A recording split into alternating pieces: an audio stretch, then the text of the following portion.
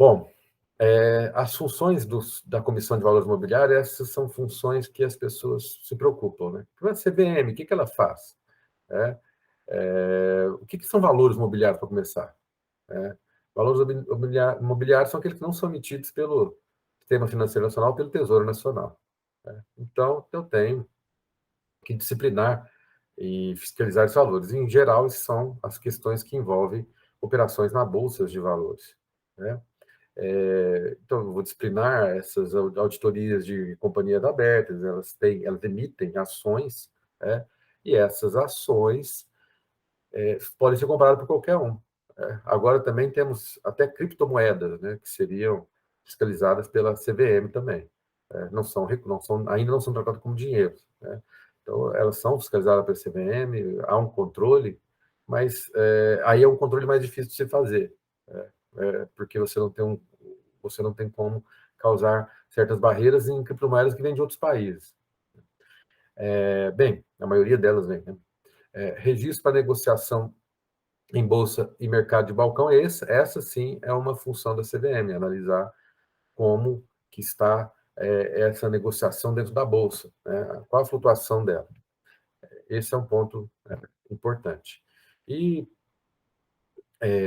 por fim, temos um conselho de recursos do Sistema Financeiro Nacional. Né?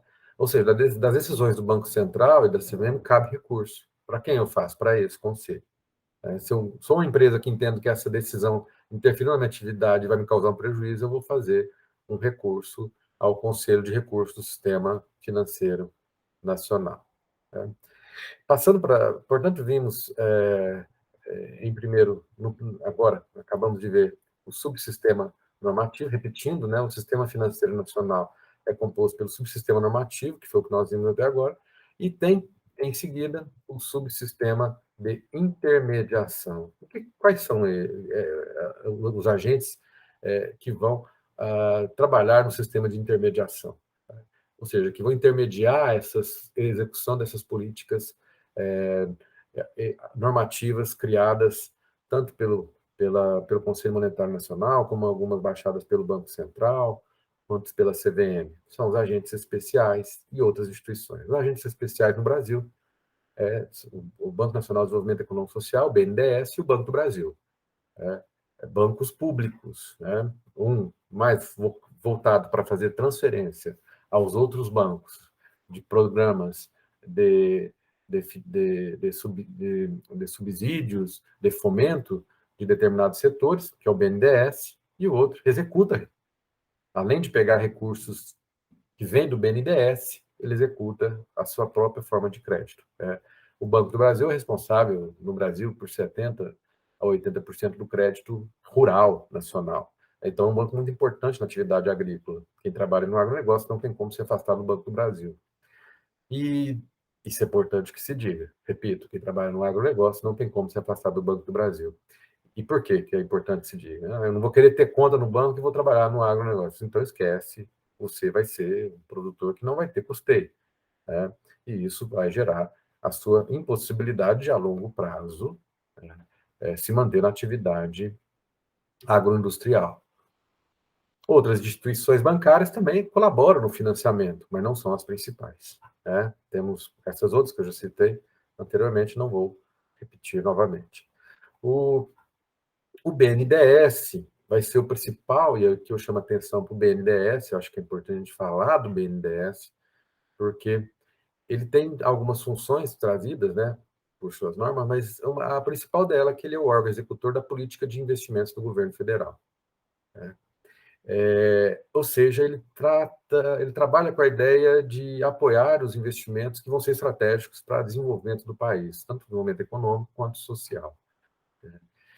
Mais ainda, ele vai promover o desenvolvimento integrado, né, ali, tentando fazer essa integração entre as atividades agrícolas, industriais e de serviços. Através do BNDES também, eu promovo o crescimento e a diversificação de exportações. Alguns produtos que eu não colocava para o mercado externo, eu começo a colocar. Por quê? Porque eu tenho créditos específicos para que eu possa fazer isso no BNDES. Quanto a gerir o processo de privatização, ele tinha essa função forte, hoje as privatizações das estatais praticamente, na grande maioria, já aconteceram. Então, o BNDES não tem essa linha de preocupação como tinha no passado. Já o Banco do Brasil é o principal agente financeiro do governo, e atua como um banco comercial. A ideia do Banco do Brasil é chegar em todos os pontos do país. Por isso que você tenta sempre ter um Banco do Brasil, mesmo se a cidade for pequena. Se fosse um banco privado, estritamente privado, talvez ele não chegasse naquela cidade por uma questão comercial. Né? Os outros bancos, né, só abrem em cidades onde tem retorno financeiro. O Banco do Brasil não, ele acaba sendo um banco do Estado e, por obrigação, ele tem que estar nas cidades, mesmo que sejam pequenas. Ah, por que não está em uma e outra? Às vezes, aí sim, pode ser um problema de que aquela cidade é muito pequena e não conseguiu fazer com que o banco, pelo menos, se sustente, e o nível de prejuízo acabou acontecendo. Outros fatores que acontecem é que tem cidades que são micropolos hoje, né? E as pessoas, às vezes, preferem até ir na cidade, seja para passear, para ver loja, para comprar outras coisas, e ali o banco tem uma maior movimentação e eu posso ganhar até na capacidade de atendimento. Quando eu abro um banco numa cidade muito pequena, eu coloco lá um gerente, um caixa e outra pessoa ali no máximo, e aí não gera o atendimento que aquela pessoa queria. Então, aí ela já vai recorrer ao banco da cidade mais próximo. Então, é melhor se já que é melhor que imediatamente já se ligue essas cidades ao banco a qual ela vai recorrer, né? Aqui na nossa região acaba acontecendo isso, por exemplo, Matutina pode recorrer a São Gotardo, não tem sentido ter um banco lá. Santa Rosa da Serra pode recorrer a Campos Altos ou São Gotardo. Talvez não teria sentido ter um banco no Brasil lá, embora a distância acaba acontecendo.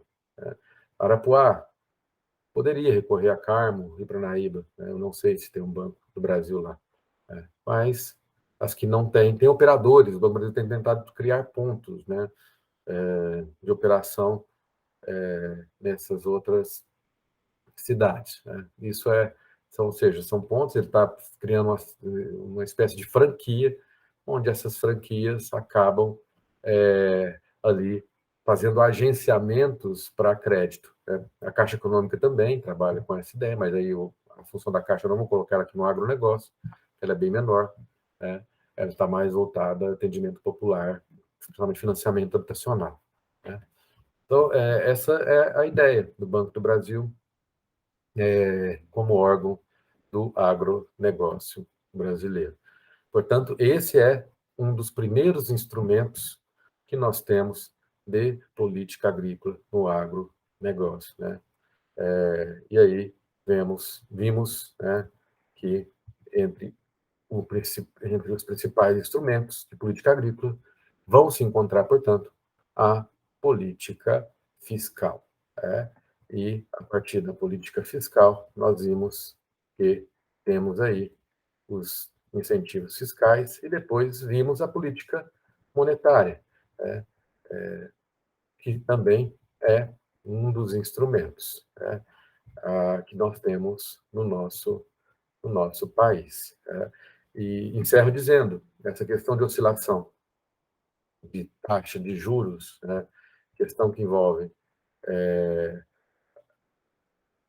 como que vai se subir a taxa Selic, isso sim é feito pelo Conselho Monetário Nacional, que vai sempre se reunir e dizer qual é a taxa que vai ser fixada no país, o que vai influenciar decisivamente nos investimentos que as empresas irão fazer, né? Portanto, a influência do Banco Central é tão grande que ele acompanha o mercado para fixar a taxa de juros, né? Ele tem que ser um analista constante do mercado, né? Assim, atuando, o Banco Central vai sempre conduzir o mercado a aumentar ou diminuir a taxa de juros. Encerro, portanto, essa primeira parte dos nossos instrumentos de políticas agrícolas, vimos política fiscal e política monetária. E na próxima aula nós vamos ver os instrumentos de política cambial. ok? Um abraço a todos.